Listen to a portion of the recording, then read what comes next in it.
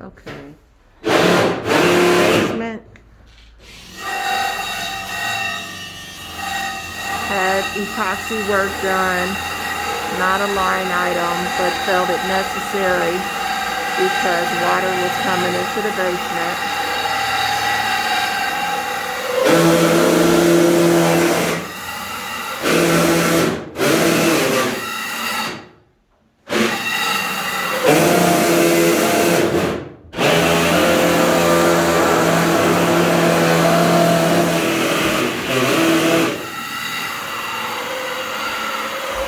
More epoxy work done under the steps in the basement.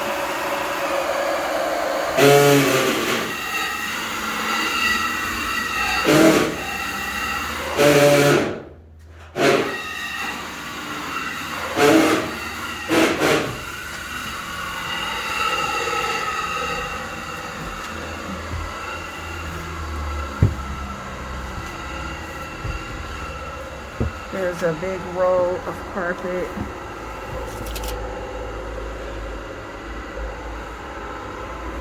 In the hallway, so more of the flooring has arrived. The carpet is going to be for the bedrooms and upstairs. Now we're back on the main level. The sound that you're hearing is we're putting the holes in the wall for the exhaust vents in the bathroom. Okay, so we have all the cabinets here.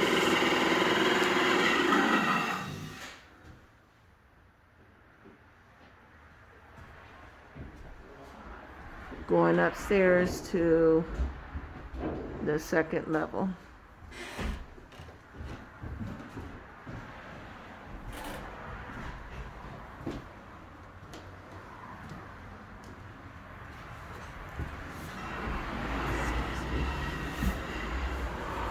Going up the steps to the second level. So this week, what we had to do were all items that were not line items. We had to hire another plumber because the city will not allow me to pull a plumbing permit. It has to be a plumber that's licensed by the city. And so, out of 30 plumbers, I found a plumber who was willing to make repairs and redo the work that the original contractor actually did wrong in order for us to pass the plumbing inspection. So the plumber is supposed to start on Tuesday and get everything ready so that we can pass the plumbing inspection. His first initial payment is $3,900. He was given that this week. He'll get another payment once he pulls the permit and we pass the inspection. And then he'll come back and he's going to take care of all of the putting in the faucets, toilets, and everything, and then call for the final plumbing inspection. So what I've learned is in the city of Cincinnati, you cannot have handymen doing the plumbing or contractors doing the plumbing. It actually has to be a licensed plumber who is licensed with the city of Cincinnati. We're now on the second level. I will be going down to the permit department on Tuesday because another item that was completed this week was to hire an engineer who costs very costly to come in and come look at where we opened up the wall on the main level, for him to write up a structural report saying that that wall is structurally sound. He did come on Friday. He said the wall is perfect and that I should have the structural report on Monday, and I will be down at the permit office on Tuesday to take it to them, because they will not issue the building permit unless they have that engineer report.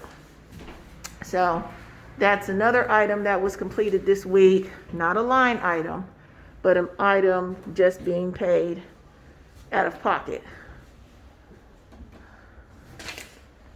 Okay, going up to the third floor.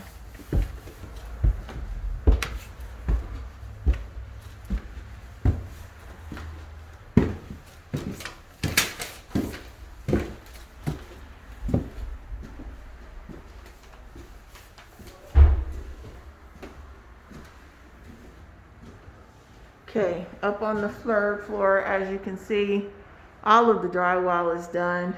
We're just waiting on the permits to get approved because the original contractor did not pull them once again. And once we can close up the ductwork and then the wall on the second floor where the plumbing is open, that'll pretty much be all of the heavy lifting, and then it'll just be paint, carpet, and fixtures.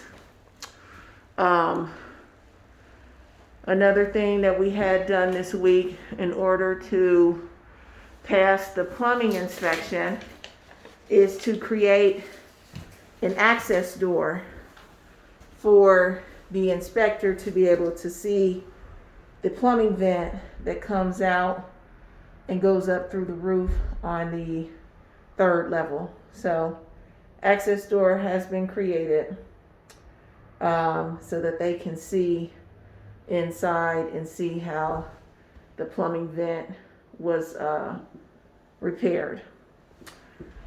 That again is not a line item and was paid out of pocket.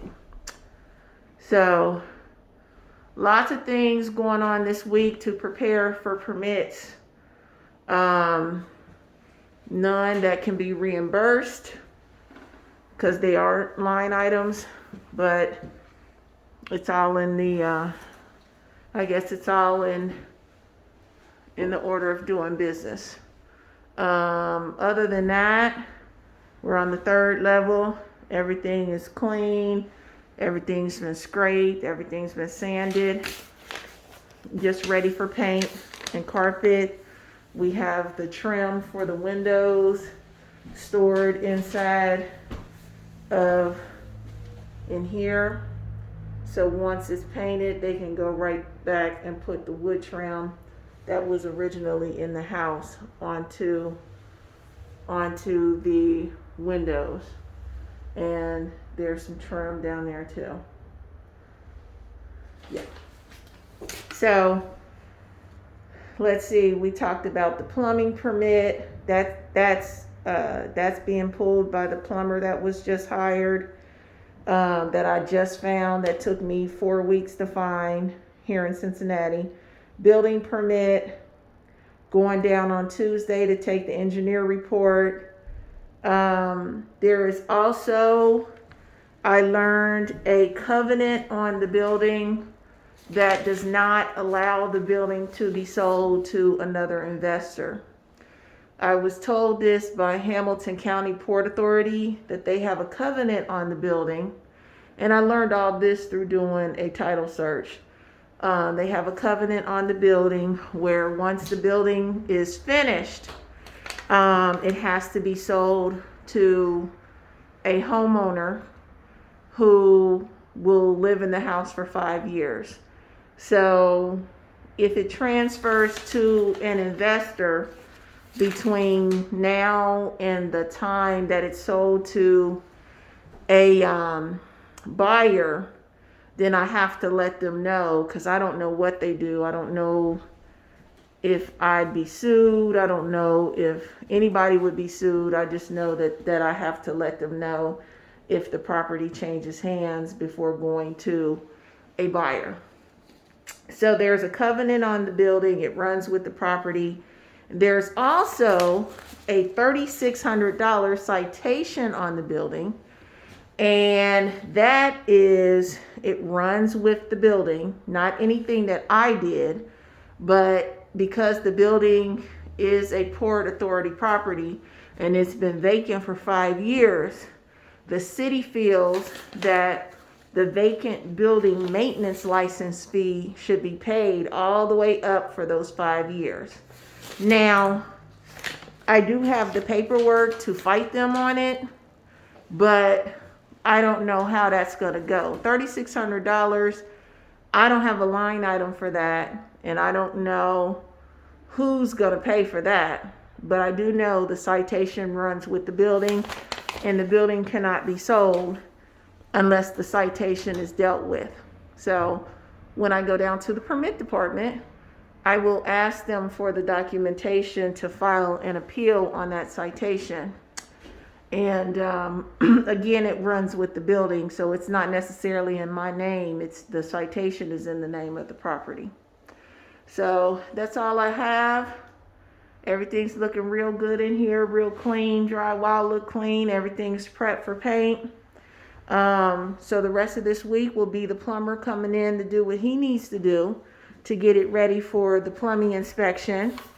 Me going down to the permit department to go down and get the building permit, take the engineer report, and also get paperwork on this $3,600 citation where they want the that runs with the property. And that'll be what I'm dealing with this week.